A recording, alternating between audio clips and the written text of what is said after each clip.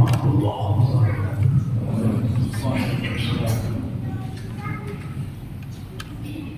Allahu Akbar, Allahu Akbar,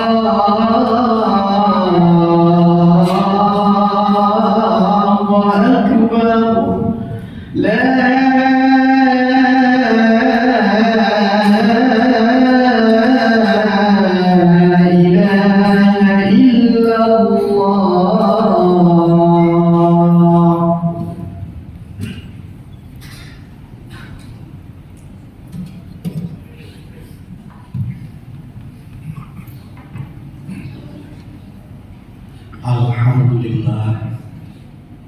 Alhamdulillahilladzi khalaqal mauta wal hayata liyabluwakum ayyukum ahsanu amala wa huwal azizul ghafur.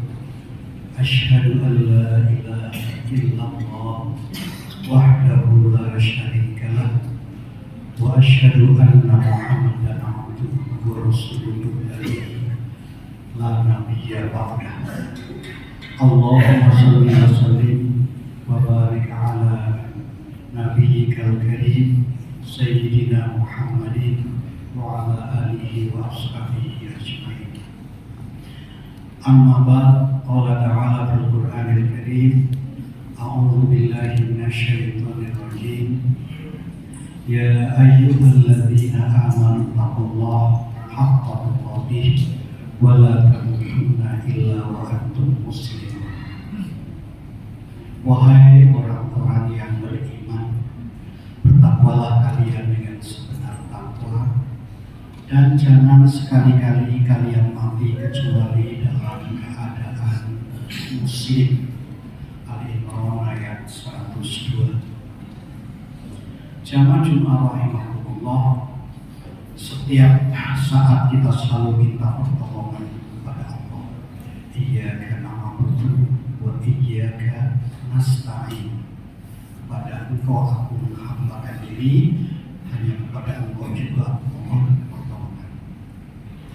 Allah Subhanahu wa Ta'ala akan menolong umat manusia yang berusaha untuk mendekatkan jiwanya kepada Allah.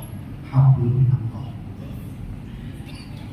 Yang kedua, Allah juga menolong manusia ketika manusia berusaha untuk memberi manfaat kepada sesama, menolong sesama.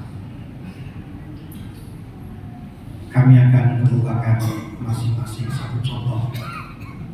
Pada tahun kedua Hijrah, warga Madinah yang dipimpin oleh Nabi kita Muhammad SAW tertimpa krisis pangan karena kemarau panjang dan kurma tidak berbuah. Saat itu Nabi dan para sahabat mendengar informasi bahwa kafilah dari Mekah sementara dalam perjalanan pulang dari Syria menuju ke Mekah. Nabi dan para sahabat adalah orang-orang yang terusir dari Mekah. Seluruh kekayaan muhajir itu diambil alih oleh orang-orang kafir Mekah, sehingga ini merupakan peluang untuk negosiasi. Nabi dan para sahabat, ada sekitar 300 orang, mencoba untuk menghadang mereka negosiasi. Mereka menetap di Badar, menunggu di Badar, karena biasanya kafilah lewat Badar karena di situ adalah ada sumber air untuk bekal perjalanan. Namun apa yang terjadi, kondisi Nabi dan para sahabat diketahui oleh mereka, sehingga mereka lewat di pantai.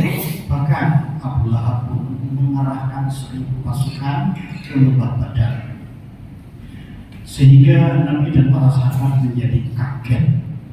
Dalam hal ini Allah berfirman, "In antum bil udwati dunya." Ketika kamu berada di tempat yang dekat, yakni di Badar, wa hum bil udwati uswah. Pasukan musuh masih agak jauh. Wa rabbu adapun kafilah asfala minkum, lebih rendah dari pinggir pantai. Walau tawa'atum, sekiranya kamu saling berjanji, lah talaftum fil mi'ad, tentu kau akan melanggar perjanjian itu. Walakin yaqdiyallahu amran kana maf'ula.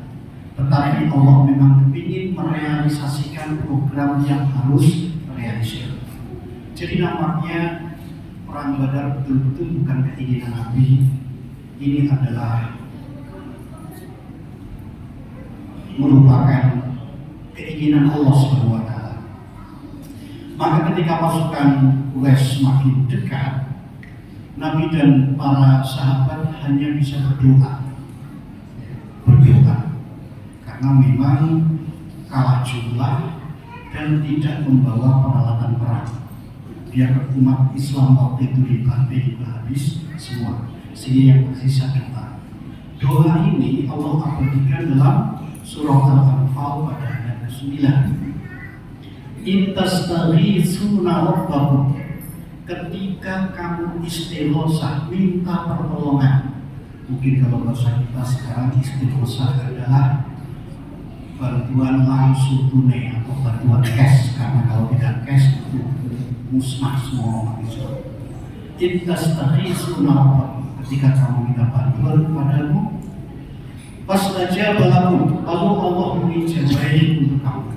Anni mumitukum bi alfin minal malaikah, aku beri bantuan kamu wahai umat Islam dengan mengerahkan 1000 personil malaikat. Sehingga dari hal ini akhirnya orang-orang kafir pun ketakutan. Ya rauna mislaihim rohyal ain, mereka melihat umat Islam itu kayak 2 kali lipat menurut pandangan mata telanjang mereka. Wa qadhafa fi qulubihim ru'ba, lalu Allah pun memasukkan jiwa gentar pada hati mereka. Dan selanjutnya kita sudah tahu semua, inilah peperangan yang luar biasa dimenangkan oleh umat Islam. Hanya Allah mengatakan wa ma ramaita id ramaita walakinnallaha rama. Saat perang Badar, ketika kamu melempar sudah bukan kamu lagi, walakinnallaha rama, Allah yang beralih. Jadi nampaknya ini betul-betul merupakan keinginan Tuhan yang harus terrealisir. Yang kedua, hablum minan nas. Di Madinah ada seorang kaya dari Yahudi bertetangga dengan seorang miskin umat Islam. Orang kaya ini punya kebun kurma banyak, tapi ada salah satu pohon kurma yang tumbuh di pekarangannya, tetapi pohonnya miring berada di atas pekarangan si miskin. Ketika kurma itu berjatuhan, karena si miskin punya anak kecil senang ambilnya, tapi karena pemilik kurma itu sangat bakhil, akhirnya anak si miskin itu sering dimarahi. Ringkas cerita, kondisi ini menyebabkan bertetangga tidak harmonis. Lalu si miskin ini menghadap kepada Rasul, mengemukakan permasalahannya. Lalu oleh Rasul pemilik rumah itu dipanggil agar kurma itu diserahkan kepada Rasul. Nanti oleh Allah berikan kurma yang jauh lebih baik di surga. Maaf Rasul, kurma saya banyak, hanya kurma satu ini kurma paling baik yang aku punya. Walhasil tawaran Rasul ditolak. Di Madinah ada orang muslim cukup kaya, namanya Abu Dahdah. Abu Dahdah mendatangi Rasul, mempertanyakan apakah Rasul hanya menawarkan kurma di surga kepada pemilik kurma milik saja, atau Abu Dahdah juga boleh mengajukan penawaran. Walhasil Rasul pun mengizinkan. Lalu Abu Dahdah minta izin pada Rasul dan minta doa agar kurma di surga Abu Dahdah yang mendapatkannya. Lalu Abu Dahdah mendatangi pemilik kurma dan nego membeli. Ternyata si pemilik memang begitu rakus ya. Dia mau melepas satu pohon kalau ditukar dengan 40 pohon dengan kualitas yang sama. Kebetulan Abu Dahdah juga punya kurma cukup banyak, Maka dalam riwayat Abu Darda yang pindah rumah, yang tadinya rumahnya di kebun, yang pindah karena kebunnya dikasihkan sekalian kepada pemilik kurma milik. Lalu Abu Darda mendatangi Rasul, wahai Rasul, kurma milik saya serahkan pada Rasul, mohon Rasul agar kurma di surga kasihkan saya. Oleh Rasulullah, kurma milik itu lalu dikasihkan pada tetangga yang miskin. Kasus ini dalam beberapa riwayat menjadi asbabun nuzul turunnya surah Al-Lail. Wa amma man a'ta, adapun orang yang dermawan membeli kurma bukan dengan satu kebun sekalian. Wa taqwa, karena dia bertakwa kepada Allah. Wa saddaqa bil husna, dia membenarkan akan adanya balasan yang lebih baik di surga. Fasan yassiru bil yusra, inilah itu pertolongan Allah. Allah memudahkan dia kepada kemudahan demi kemudahan, bahkan bukan dia sendiri yang mudah, tapi bertetangga bermasyarakat menjadi lebih harmonis. Faham membahila dan musibah tadi wasda dengan merasa cukup, yang bernasihat Rasul bahkan berbagai husna, bahkan menganggap bohong akan adanya balasan di akhirat. Fasan yassiruhu lil musra, Allah akan mengantar dia kepada kehidupan yang semakin rumit.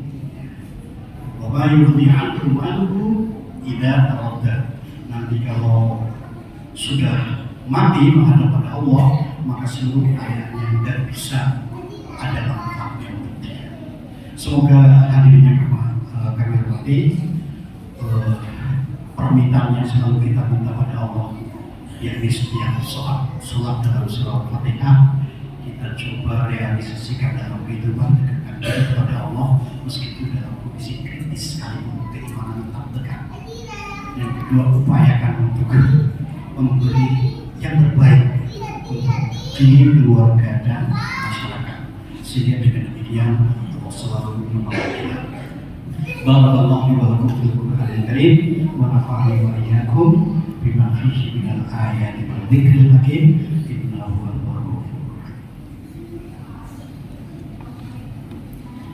Allahumma salli wa sallim wa zid wa an'im wa tafaddal wa barik bi jalalika wa kamalika ala ashrafil ibadik sayyidina wa maulana Muhammad wa an kulli sahabati rasulillahi ajma'in.